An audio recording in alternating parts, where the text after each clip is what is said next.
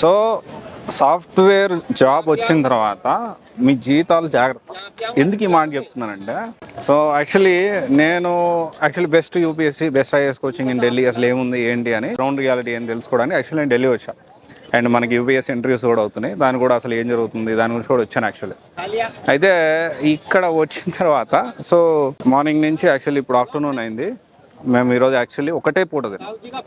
అయితే ఇదంతా మీకు ఎందుకు చెప్తున్నానంటే, నేను బీటెక్ అయిపోయిన తర్వాత మా ఇంట్లో ఫైనాన్షియల్ పరిస్థితి బాగాలేక నేను ఫస్ట్ బెంగళూరులో ఒక బీపీఓ కాల్ సెంటర్లో జాబ్ చేయడానికి, అప్పుడు ఇంకా బీటెక్ కూడా కంప్లీట్ కాలేదు, 4-2లో ఉన్నా. నేను వెళ్ళినప్పుడు నా దగ్గర చాలా డబ్బులు తక్కువ ఉండేవి.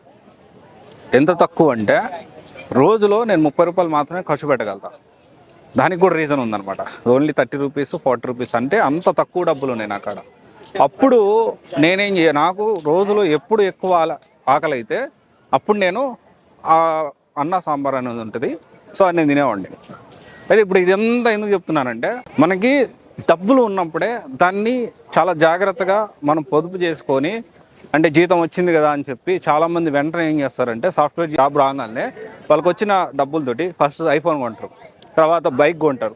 ఇంకొంతమంది వచ్చిన డబ్బుల్ని ఈ వీకెండ్ పబ్స్ అని, లేకపోతే ఇక ఫ్రెండ్స్ బార్ అండ్ రెస్టారెంట్లు అని ఇవన్నీ తిరుగుతా డబ్బులు అనేవి వాళ్ళు ఏంటంటే అలా ఖర్చు పెట్టేస్తూ ఉంటారు. ఇక నేనేం చెప్పదలుచుకున్నానంటే, సాఫ్ట్వేర్ జాబ్ వచ్చిన వెంటనే మీ డబ్బులు జాగ్రత్త. మీకు వచ్చే జీతం అనేది 3 లక్షల ప్యాకేజ్ వస్తే 10 లక్షలకి ఎలా పెంచుకోవాలి, 10 లక్షలు పెరగాలి అంటే మనం స్కిల్ అప్గ్రేడ్ చేసుకోవాలంటే మనం డబ్బులు ఎలా మనం ఖర్చు పెట్టుకోవాలి. అండ్ అనవసరమైన కమిట్మెంట్, అప్పటికప్పుడే ఈఎంఐలో ఐఫోన్ కొనడం, ఈఎంఐలో బైక్స్ లేకపోతే కారు కొనుక్కోవడం, ఇలాంటివి చేయొద్దు. ఎందుకంటే మనకు తెలియదు సిచ్యువేషన్ ఎప్పుడు ఎలా ఉంటుందని తెలియదు.